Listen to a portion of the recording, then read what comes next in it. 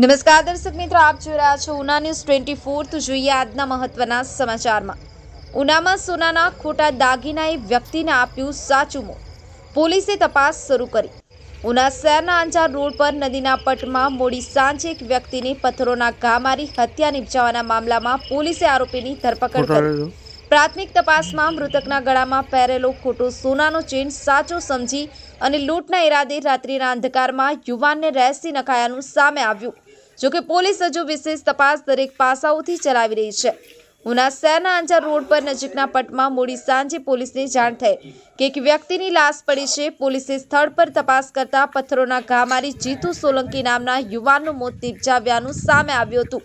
ત્યારબાદ પોલીસે વિવિધ ટીમો બનાવી અને શહેરના વિવિધ શંકાસ્પદ સીસીટીવીઓ અને સ્થાનિક બાતમીદારો દ્વારા ચોક્કસ બાતમી મળતા ઉનાના જ રહીશ એવા નવાઝ અઝીમ કચરા નામના આરોપીની ઝડપી લઈ તેમની પાસેથી ધાતુની ચેન વગેરે કબજે કરી આરોપીની ઝડપી વિશેષ તપાસ હાથ ધરી છે।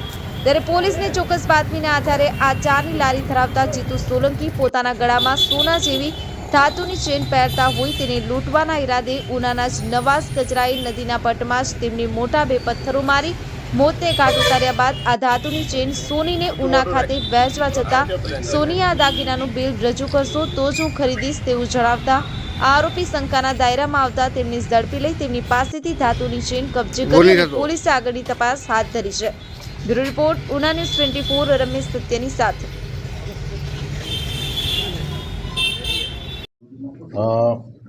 તારીખ 23ના એટલે કે પરમ દિવસે સાંજે ઉના પાસે અંજાર ગામમાં એક ડેડ બોડી મળેલી, જેનું માથું છૂંદાયેલું હતું।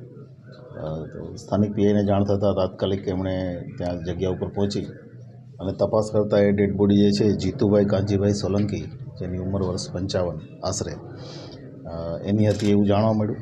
ત્યાર પછી કેમ કે માથું છૂંદાયેલું હતું ડેડ બોડીમાં, એટલે ક્લિયર કટ અમને શંકા હતી કે આ મર્ડર છે, પણ બ્લાઇન્ડ મર્ડર હતું, કેમ કે નદીના પટમાં નદીની જે કોતર છે એમાંથી ડેડ બોડી મળી હતી અને સાંજના 7:30 પછીનો બનાવ પોલીસને 8 વાગે ખબર પડી।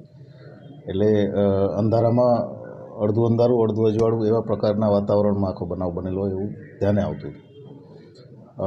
આના આધારે એના દીકરાની, જીતુભાઈનો દીકરા છે આશિક કુમાર, એની ફરિયાદ લઈ અને પોલીસે અલગ અલગ ટીમો, એમાં એલસીબી, એસઓજી, સ્થાનિક પોલીસ સ્ટેશનની 2 ટીમો, ડીવાયએસપી શ્રીના ચૌધરીના સુપરવિઝનમાં આખી તપાસ કરેલી અને ગઈકાલે મોડી સાંજે અમને આરોપી મળી ગયો છે। એમાં નવાઝ અઝીમભાઈ કચરા, જે ઉનાનો જ રહેવાસી છે, જેની ઉંમર 28 વર્ષ છે અને આ જે મરનાર છે એની સામે જ એક ઓફિસમાં નોકરી કરતો હતો અને એણે પથ્થરથી 2 વાર પથ્થર મારી અને લૂંટ કરવાના ઈરાદે એના ગળામાં જે સોનાની માળા હતી એ માળા લૂંટવાના ઈરાદે એ વ્યક્તિનું મોત નિપજાવેલ।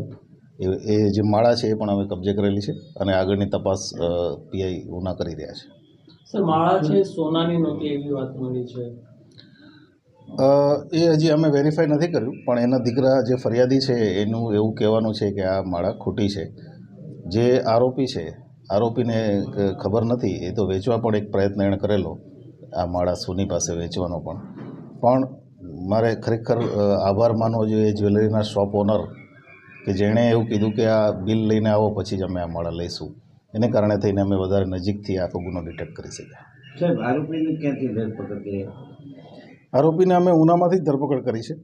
એ ઉનાની બહાર ક્યાંય ભાગી નથી ગયો, પણ અમારે આ આખી ડિટેક્શનમાં, કેમ કે બ્લાઇન્ડ મર્ડર હતું એટલે ઘણા બધા સીસીટીવી જે ઉનાના અન્ય પ્રાઇવેટ લોકો પાસે છે એ સીસીટીવી, ટાવર ડમ્પ, અમુક અમને જે હ્યુમન રિસોર્સિસથી જે ઇન્ફોર્મેશન મળી એ બધાના આધારે અમે ડિટેક્ટ કરી શક્યા છીએ। સર, આરોપી સાથે બીજા કોઈની સંડોવણી હોય છે? તપાસમાં અમે જોઈશું કે આરોપી આ સિવાય કોઈ બીજા અન્યની સંડોવણી છે કે કેમ। અત્યારે પ્રાઇમરી રીતે અમને દેખાતું નથી કે આમાં અન્ય કોઈ સંડોવણી છે। સર, હવે એવું કે કહે છે ગામમાં કે સ્ત્રી પાત્ર પણ કંઈ કારણભૂત હતું, એવું કંઈ ખરું? હોઈ શકે છે હજી, કારણ કે આજે જ અમે આરોપીને અરેસ્ટ કર્યો છે અને આગળની ઊંડાણપૂર્વક તપાસ કરીશું, તો એમાં જે કંઈ પણ તથ્ય આવશે એ આપને સમયાંતરે બતાવતા રહીશું।